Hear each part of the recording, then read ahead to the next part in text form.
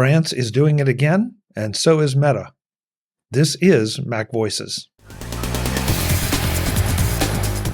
This edition of MacVoices is brought to you by the MacVoices Slack, available to all patrons of MacVoices. Sign up today at patreon.com/MacVoices. Welcome to MacVoices. This is the talk of the Apple community, and I'm Chuck Joyner. Folks, this is the last time that you'll have to suffer through my explanation of poor audio and video quality for my individual audio and video this time around. If you didn't hear it in the last couple episodes of MacVoices, my iMac died shortly before recording time. The Fusion drive died. And as a result, I had to utilize on very short notice less than optimal options. So my apologies for that. Everybody else sounds great. I'm the one that suffers a little bit, but hopefully you can get past that and enjoy the commentary. This time around, we talk about why France is pursuing Microsoft and not in a good way, and how Meta's approach to dealing with local laws differs from Apple's and not in a good way.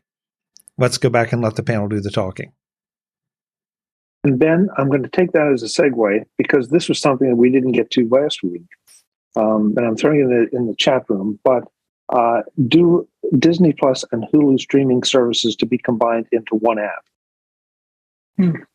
I thought this was really interesting because of the challenges that Disney's been facing and Hulu has faced for a long time, and now they're rolling them together. I'm wondering if we're starting to finally see what has been predicted now since really right around the beginning of the pandemic with all the streaming services popping up. Everybody has a streaming service. And now they're starting to band together and consolidate down a little bit. Yeah, well, they don't have any choice because a lot of these services aren't worth $5 to $10 a month. What they were charging when it all first began, because they said, "Oh, look, Disney is charging $11.99. We don't have that much content, so we'll charge $8.99." Well, it turns out you don't have enough content for $8.99. So a lot of them have already gone to Hulu. Some of them have kind of, in a backhanded way, banded with Apple TV, and some of them have gone to Disney. And now we're starting to see some of the major players kind of converge, and it's not a surprise. You know, we're eventually going to get back to something that probably resembles the cable systems that we all abandoned to go to streaming services. And that's not necessarily a bad thing, because everybody cowboying it has just not worked out well for the consumer. I'll add on to that with the cable TV part of it. I've done a lot of research with the Xfinity Comcast. I beat the hell out of them as far as getting bills down, because it's just insanity how much we pay for their services every month. You know, and the fact of the matter is that Comcast Xfinity has been scared for a long time. All these streaming services have just killed their cable TV's business completely. So they're realizing, you know what, guys, I think we're going to have to start rethinking this. They're not offering the packages they used to be able to offer, because you either get 125 or 185 channels, or you get the 10 channel basic. I mean, seriously, there's some people want kind of in the middle. You don't want to have all the channels. You're not watching everything, but they aren't offering that anymore. And they refuse to do that. So. But they know once you beat them up a bit times, is, you know, I wanted this, I need this, and then all of a sudden the price comes down when it comes to that. Their Peacock service, you know, they were including that with your Comcast Infinity subscription. Say goodbye to that end of next month. It's no longer being included. You have to pay the $5 or $6 a month for Peacock. You know, Peacock's going to have, and Ben's shaking his head. We talked about this before, you know, about the exclusivity with sports. I mean, NFL games playoff games are going to be on Peacock. I mean, and you have to be a subscriber to be able to see it. I mean, so you're starting to see a lot of that change and shift with them, as well as all the other streaming services, that things are changing. I'm seeing it in Paramount Plus. I mean, I really enjoy Paramount Plus beyond Star Trek and all the stuff that it already has, but they got a lot of other good shows. Tulsa King was one that got me hooked, and a lot of the CBS shows, and it's really a joy to be able to watch these. I mean, because I pay for the commercial-free tier of it, so Yep, me too. it's really a joy to be able to watch it. You know, I have the Comcast DVR, which I'm using through my Apple TV now, and it's not a very intuitive application, I'll be honest. But I got around it because I was sick and tired of paying Comcast $10 a month for a freaking box. You know, when I don't need that, it just doesn't make sense. Yeah, and like you said, Jeff, I see in the chat here about a la carte TV. It's not really what we wanted anymore. It really isn't. So I think a lot of these services are starting to get scared now, but they've really gotten way all over the place. But there's so many different services out there. Look what happened to HBO with Max and Discovery Plus. They thought they're going to be doing these great things with Discovery Plus. It's only $5 a month. We can get them people to subscribe to just that. No, who wants just that content? I mean, yeah. And what we saw when streaming first came out, you did have that a la carte, but they kind of went by the original network, which meant you had companies with several streaming services. Now you also have consolidation. Yeah. So you had Warner Brothers Discovery consolidate HBO, Discovery Plus, and Cinemax into just Max. You had Paramount, when they remerged with CBS, have Paramount Plus. Right. You're seeing it happen with Disney. They're going to eventually go to one app. I think you'll eventually see that also with Amazon, where Freevee will merge back into Prime Video, and so will MGM Plus. And you're going to have, instead of 10,000 apps out there, maybe 5 to 10 apps, but they're all going to be but they may have different packages within the app for multiple services. Yes. But then you throw right. It just then you throw in all the live sports. I mean, then you get like some of the what the NFL is. Some games will only be on Peacock, I think, and not necessarily NBC, and a game or two on ESPN Plus, and I think they're killing the goose that lays the golden egg as far as the NFL goes. When you have a sport that's set up in such a way that fits really, really well with advertising, as the NFL does, when you compare that to like soccer, which can go 15, 30, 45 minutes before there's any kind of break, to sit there and say, okay, well, if you want to watch NFL playoff games, you have to be on Peacock, or if you want to watch this, you've got to be on this network or that network. Mm-hmm. And they're breaking it all up so that if there's and to make it even more maddening, they still have the blackout conditions in. Yeah. So MLB needs to change that. Yeah. If you're a Miami Dolphins fan and you live in Miami and the game isn't sold out and you have Peacock or whatever service that the Dolphins use, you don't get to watch that game. And it's maddening that they can't see what it is that they're doing. I thought the NFL changed that. I'd sense that they don't do that anymore. No, even on the NFL package that they sold to YouTube, you still don't get in-market. That's only out-of-market. So if I want to watch the Kansas City home game on YouTube, I won't get to do that through YouTube. I got to go to the whatever the local network is. It's unless you have YouTube normally TV. CBS. Excuse me? Unless you have YouTube TV, which includes the local channels. Yeah. Or Hulu, which includes local channels. If you get the live TV part of it, Mm-hmm. Yeah. And one thing that really puzzles me about how the NFL is doing something, or doing it right now, they have so many different. They have their hands in so many different networks with so many different strategies. Fox doesn't exist, has the NFC games, and doesn't really exist in this decade. CBS has their games on Paramount AFC. Plus. Yeah.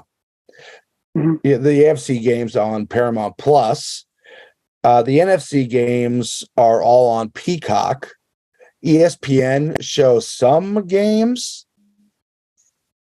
I mean, Atlanta versus Arizona. That two teams that if you don't live in those areas, you don't care about. Yeah, and then you have other games. Amazon Prime has Thursdays. Yeah, Amazon. Yeah, thanks, Webb. Then you have another big sports player in TBS and TBS and TNT, which are now owned by Warner Brothers Discovery. Right. That since they merged that into Max, you don't know how their MLB and NBA coverage is going to go. It's probably going to go away.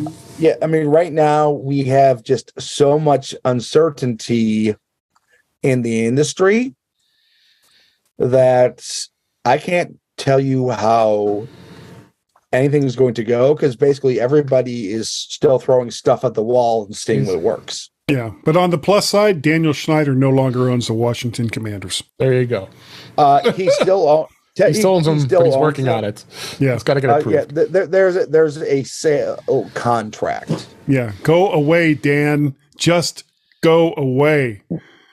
And I know a lot of these people who are not sports fans here and have no idea what the hell we're talking about. I was going to say, Jeff, I want you to explain your comment in the chat room because I love that.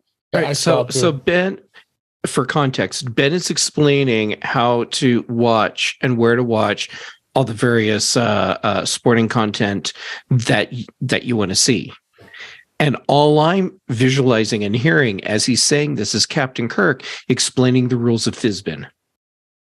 Yeah. Which, if you're not a Star Trek fan, you won't understand either. Yeah, but if you are, good point. Yeah. It is. All right. So, for those of you that don't know, there's this episode of Star Trek where Captain Kirk tricks people so that they can escape by making up a card game, and every rule is total bull. Oh, at a point. Sorry. Was that on another parallel Earth or something? I can't remember the episode, but I recognized the game. It was a planet. It was It was a planet where a starship from like 100 years prior had, for whatever reason, left a book that about was like the history of the mobs of Chicago. Yes, right. Yes. Then I'll put this in Star Trek terms. Currently, the FBI, the NFL strategy, some of it is in the Prime universe. Some of it is in the Kelvin universe. Some of it is in the Mirror universe, and some of it is in the STO timeline. Okay, I've got you now. And let's not forget the animated universe.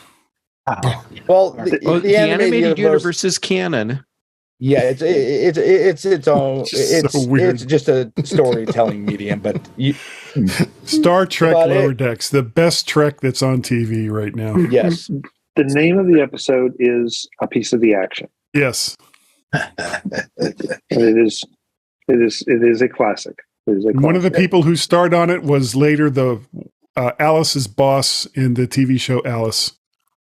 Yeah. Oh, Mel. Mm-hmm. You're right. Yeah. He was one of the mob bosses. Vic Tayback. Yeah. Very good. Very good. Yeah, not to be confused. It's so stupid, the things that just pop into my brain.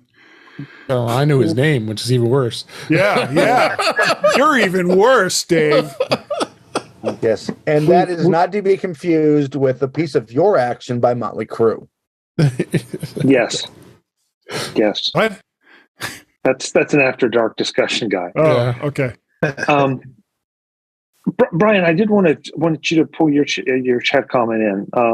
I thought that was interesting, but explain that because I'm not quite sure I'm with you. For the NFL Plus? Yeah.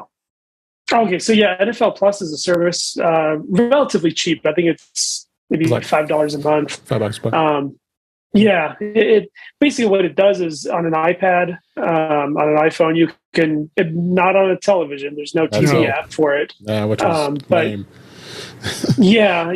But what you basically get is whatever is locally playing for you. So if you would have turned on your Fox affiliate or your CBS affiliate or your NBC affiliate, and whatever's playing on broadcast television, you get that game. And so you're thinking, well, why the heck would somebody pay that? Basically, for me, it helped out just because if you don't pay for cable or satellite and I'm in an area where I don't get over-the-air broadcast channels based on my location, it's really hard to get that. And so it was really beneficial. It also allows you to get the radio broadcast of the home or the away team, which was kind of neat too. So, if you weren't at home, you could potentially be, listening to the radio of the game in the home or the away. So I thought this was going to be originally about your comment about Chief O'Brien. Oh, well, of course. Lower decks for the win. Yeah. Right.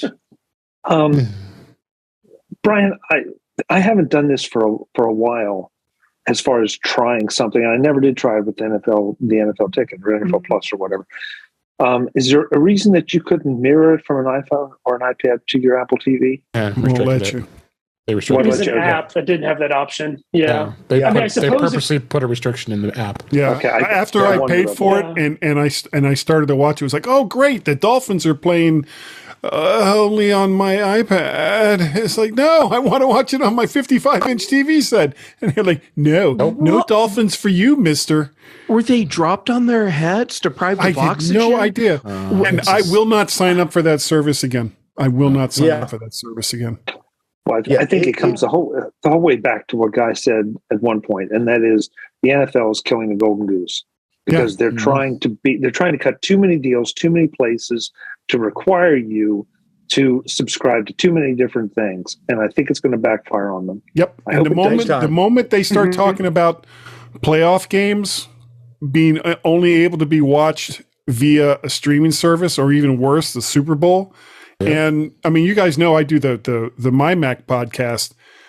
Tim Robertson actually predicted that a long, long time ago, that was what the NFL was going to do. And when this discussion came up, I flashed back to that. It was like, oh my God, he was right.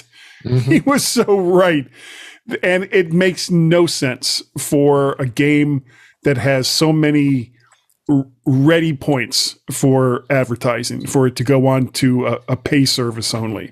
Now, if you want to watch all the games, okay, I can get that. I can get paying for that.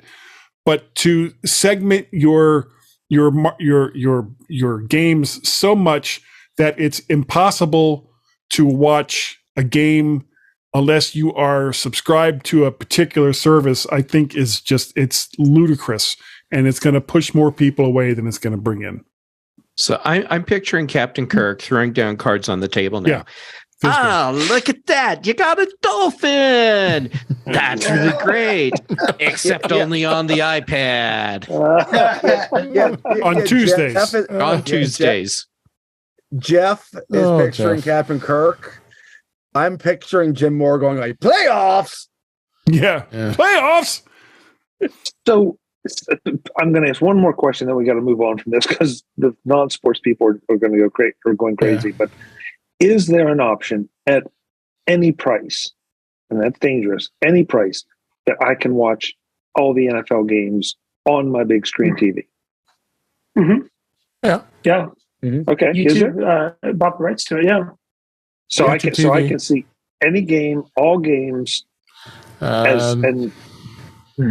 where you are, maybe not Pittsburgh and Philadelphia. Well, see, that's the question. Is there a way for me to just cut through all of this and say, I want to watch NFL. I want to watch the NFL. I want to watch all the games, no matter where I am, and I'm willing to pay for it. Does anybody offer that service? Yes. If you buy YouTube TV with the NFL Sunday ticket. Mm-hmm. Yeah. And it's going to cost you It's like $300 a year, isn't it? Yeah. Higher. Just for just the NFL. I bought it. The NFL. Okay. How much was it?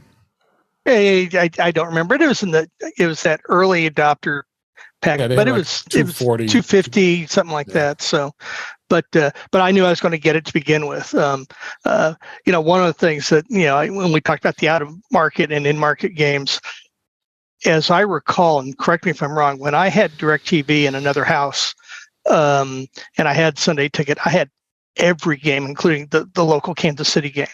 And so I think that's one of the things that the local TV affiliates wanted to protect that. That's one of the things that they negotiated this time around.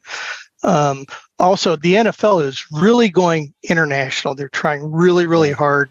Mm-hmm. They're not going to have a game in Mexico this year because the stadium is terrible. But they have London, they have Germany. The Chiefs are playing in Germany this year, and I was invited to that game. Not going, but I was invited to it. But the NFL, I think, and I don't want to go off on a rant here, and Chuck, you want to get off sports, so I don't want to take this too long. But the NFL is a really different animal compared to any other sport, professional sport that's out there. It's what is it, 16 regular season games. Is it 16 or 18? I think it's 16. It's 17 now. Okay, 17 plus playoffs. As Guy said, it's really designed for television because of the breaks and the commercials and so on and so forth. It's just really well packaged.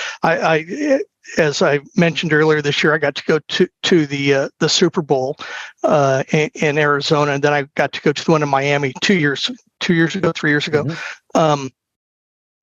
They control that scene like you won't believe. Once you walk through the gate, which is about 6 or 8 blocks away from the stadium, everything within that perimeter is controlled by them. We also just had the NFL draft here in Kansas City. Same thing. It was very tightly controlled. In fact, all the local shopkeepers, all the local stores were complaining that because it was so tightly controlled, that there wasn't any real local commerce going on because of the how the NFL tightly controlled everything that went on. So you couldn't go to a local store and buy something, go to a local restaurant. It was tightly controlled within that bubble that the NFL, and the NFL is very different business compared to Major League Baseball or NBA or any of the others. So, okay, and I just looked this up. You can still get the NFL package, which is every out of market Sunday afternoon game for $249, but it does require the YouTube TV base plan for an additional $73 a month. Right. Or you can get the NFL Sunday ticket on YouTube without the YouTube subscription for $349. So it's $350 to see every out of market Sunday afternoon game. So you still don't get to see the in market games. And that's the thing. They're still making it difficult. $350. They're still making, and $350 when you look at the cost of, if you're a football fan, of what just one game would cost. I mean, that's not a bad price. Going to the game. If you had said double that, I wouldn't have really been shocked. Yeah, it's a competitive price. Yeah. So. And I got season tickets, so I go to all the Chiefs games anyway. So. Yeah, there you go. So, so Webb is supporting the in market. Yeah. Yep. Next episode, we will see Webb in a Patrick Mahomes jersey. Travis Kelce. I don't even know what language you're speaking anymore. That's probably time to move on. Go sports. Yay, sports. A couple more things we're going to do because I don't want to run too far over, but since we started late, there were 2 other pieces that came to my attention. This one, believe it or not, has nothing to do with Apple. This is Microsoft dodges more French fines after tweak to Bing tracking. Now, usually I'm the one beating on Microsoft. Here, I could beat on them for this too, but I think it's interesting that now we have an article about the French government going after Microsoft. Last week we talked about, or the week before, we talked about France investigating Apple again for planned obsolescence. And so, I mean, and turn on the news a few weeks ago, and you saw riots in France because they had declared an increase in the retirement age. So, am I just paranoid that that France is trying to reach out and grab some cash from other places? That's kind of what it sounds like to me. Yeah. Okay, I'm just throwing that out there. And the last thing that I have on my list is this little gem, because of course, why not? GDPR at 5. Meta has amassed 2.5 billion in fines, over half the total of the fines issued for GDPR. Everybody went silent. Yeah, I'm not surprised. I'm not surprised at all. I mean, I don't even know what to say to that. Yeah, that one company, one company would be responsible for half of everything issued. It makes me want to say, okay, EU, if you need money that badly, pick on them, because they aren't making any changes. They're clearly just continuing to violate and pay the fines. Yeah, so the fines because aren't they working. make more otherwise. Yeah, exactly. Yeah. And you really want to hurt them? Start with a 1 week ban of Facebook, and then next time it's a 2 week ban, and take it all the way up to a month-long ban. And I think you'd see some changes then. But if it's just money, they got money. Money isn't going to stop them from doing anything. Yeah. I think you're actually being too generous in this case. Start with a 1 week ban. If it happens again, it's a 1 month ban. If it happens again, it's a permanent ban. Because you'll never be able to get a permanent ban all the way across the EU. Sure, but once you start the process, it tangles up Facebook in just a major pain in the butt issue that drags on for extremely long time and does not benefit Facebook in any way. Well, I mean, here's the thing about Facebook. Their business model is as an information broker. If they're willing to break these laws because they're making the money, and quite frankly, complying with them right now is not within their business model. Yeah, this is just a cost of doing business. Yeah. But Guy, I like what you said. The only thing about that is that you're going to have people, you're going to have the non-governmental users of Facebook really upset. Yeah, because you're taking something away from them. They'll go to another service. Honestly, Facebook could disappear tomorrow, and something would come and take its place. Chuck, I'm not sure I agree with that. I don't know if that can work. So no. Well, it would. I'm not saying it would happen overnight, but the too big to fail argument, I don't think applies to social media, because we've seen it time and time again. Yeah. And Facebook is an information broker. They're, they allow you to talk to your grandmother in Timbuktu or wherever, but at the same time, there are alternate means to do all those things. And if you shut down Facebook for just a week, people will start kind of, I think, questioning why they're on Facebook, and they'll probably find other methods and other means to communicate. And that might give other companies, up and coming companies that we've never heard of before, a chance to break into the social media market. Well, but the thing is, how would you shut Facebook down for a week? Oh, I have no idea. But yeah, you could make it very, very difficult for them to come across your national network. You could put up barriers, and I'm not saying it would work 100% of the time, but for most of the people that use Facebook, that would be a big enough barrier to stop them from using it. But here's the thing on that. If Facebook, were to disappear tomorrow, based on a free-to-use business model, would whoever replaced Facebook be any better? Probably not. Facebook was that startup 20 years ago. Yep. And they shut down. They ended up pushing out AOL, which was the big social media internet service at the time. And who talks about AOL anymore? Well, yeah, or MySpace. Facebook or MySpace, or pick your poison. Facebook is just another service. And if it disappears, then somebody else will take over that space. And will they be any better than Facebook? Probably not. But that's not the point. The point is you have taken the legs out of a large company that is basically spitting in the face of the rules of the land. And, to sit there and say, well, we're going to charge you $1 billion. Well, apparently charging them $1 billion isn't making any difference at all in their business practices. So you hit them where it hurts, and where it's going to hurt is access to the people that use the service. Jeff, and it'll be painful for those people as well, but it's going to hurt Facebook a lot more.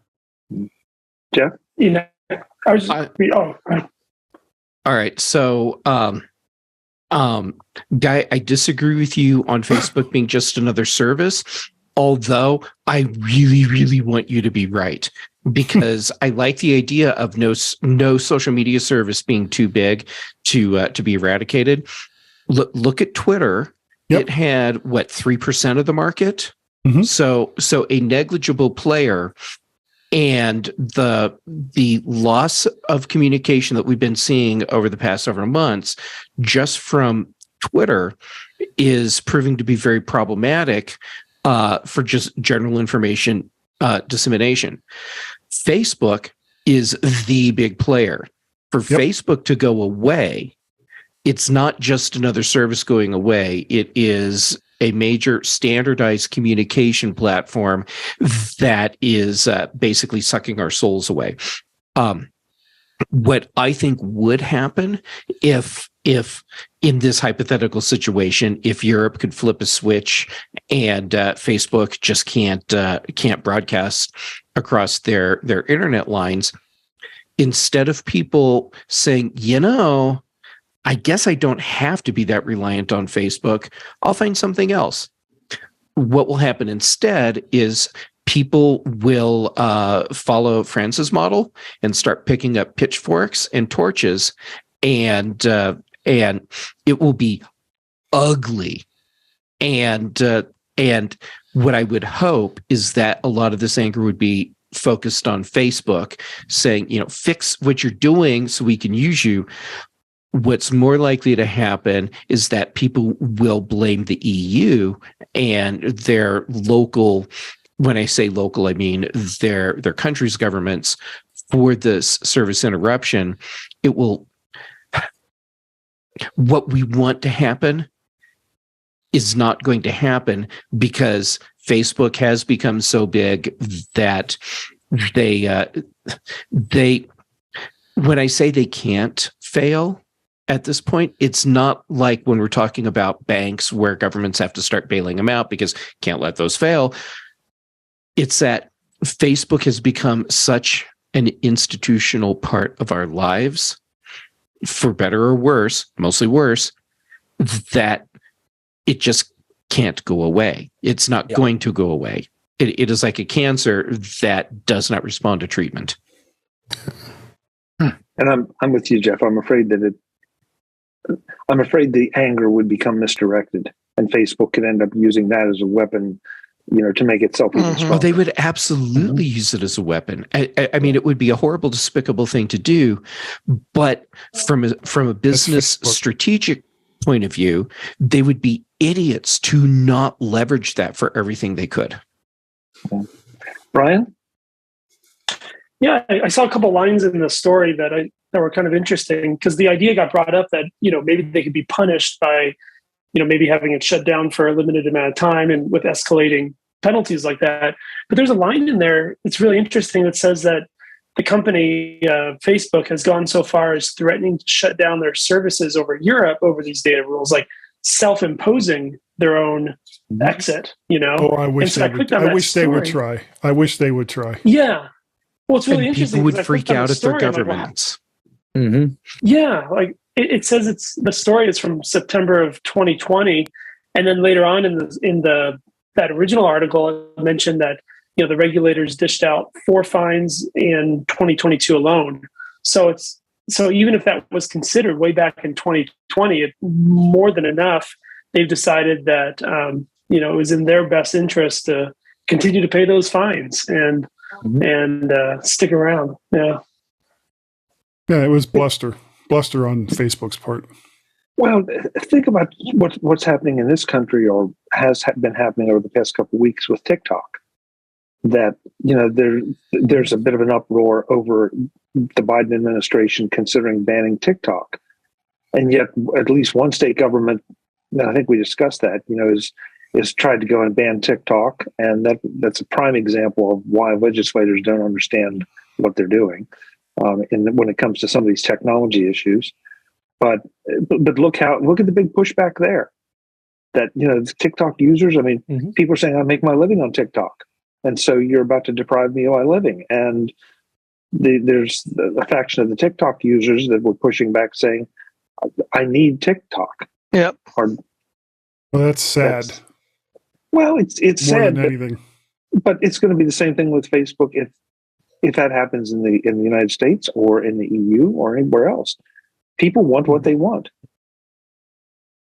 And and I'll admit it, hey, there are 9 of them here. We want what we want. Yep.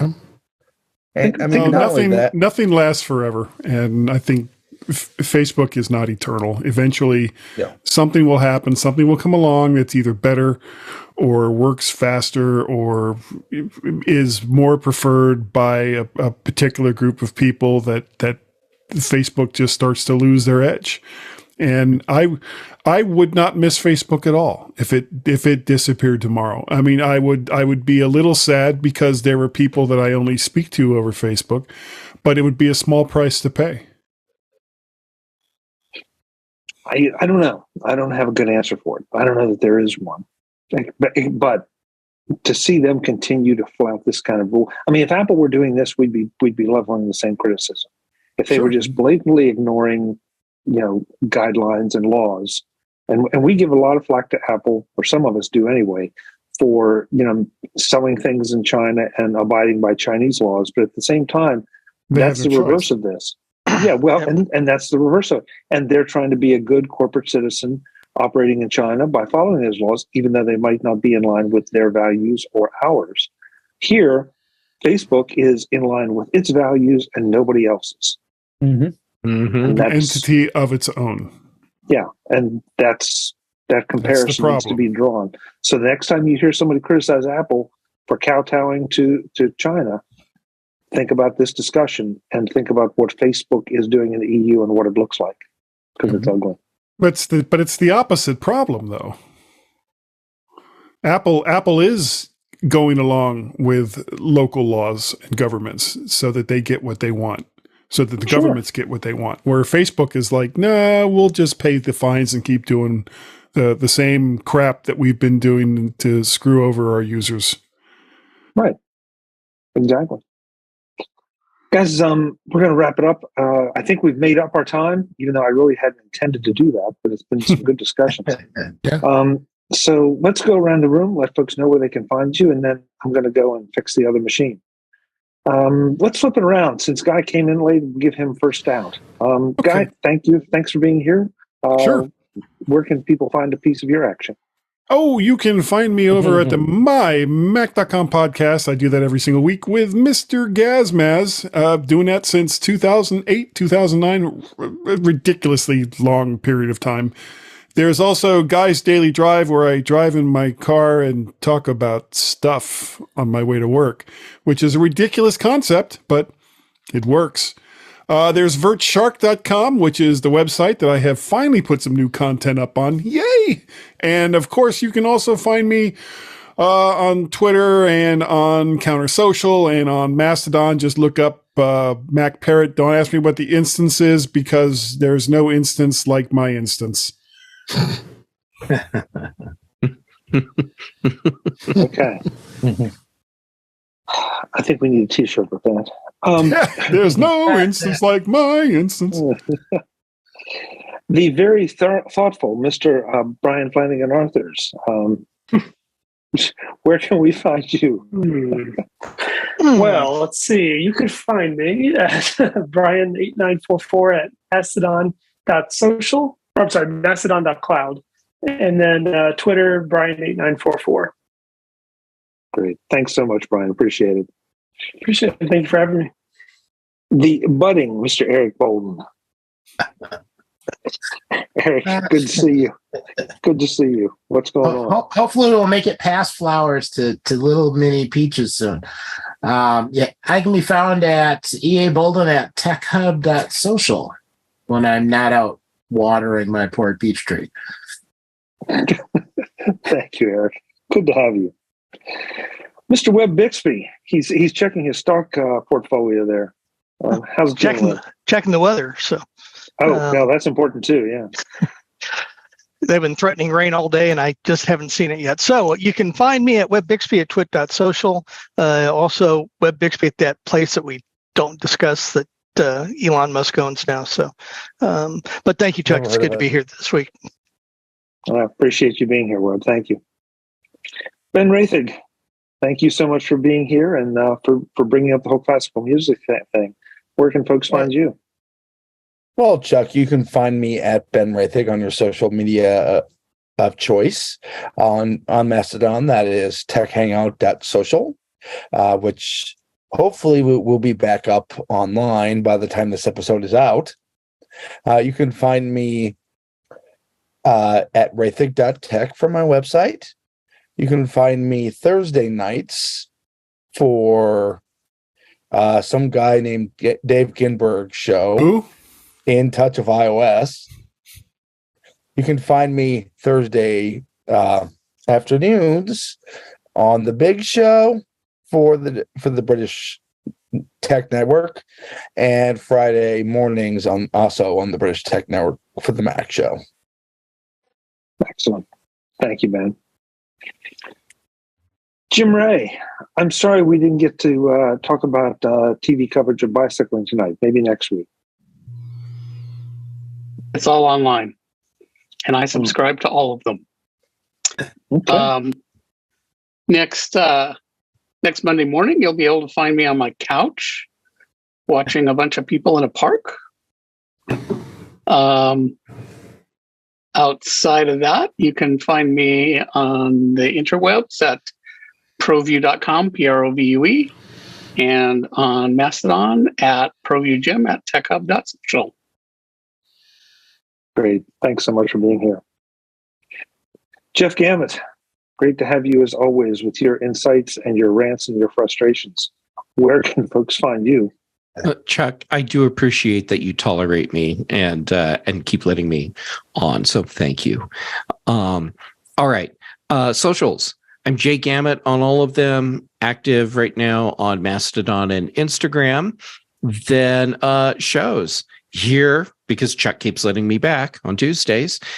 Then on Thursdays, Dave keeps letting me on In Touch with iOS. So thanks, Dave. And then for the British Tech Network, Thursdays on the Big Show, Fridays on the Mac Show. And then Brian Chaffin and I record The Context Machine, typically on Fridays. And then other shows along the way. I kind of get around. Great. Thank you, Jeff. Thank you. Last but absolutely not least, Mr. David Ginsburg. David, good to have you as always. Where can folks connect with you? Yes, thanks for having me.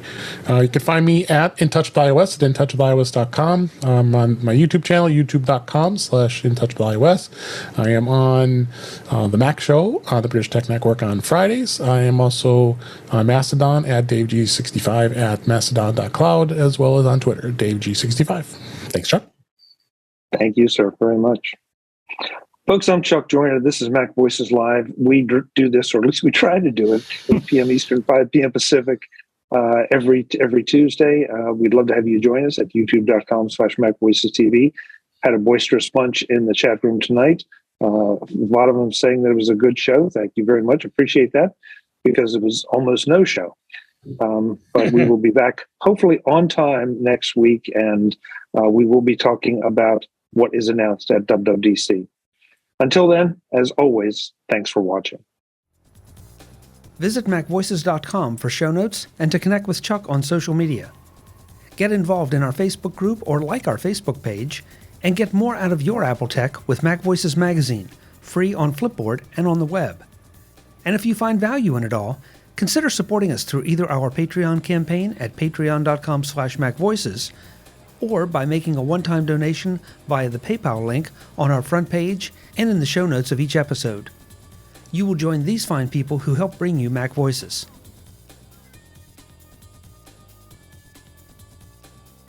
Advertising handled by Backbeat Media at backbeatmedia.com. Bandwidth provided by CacheFly at cachefly.com.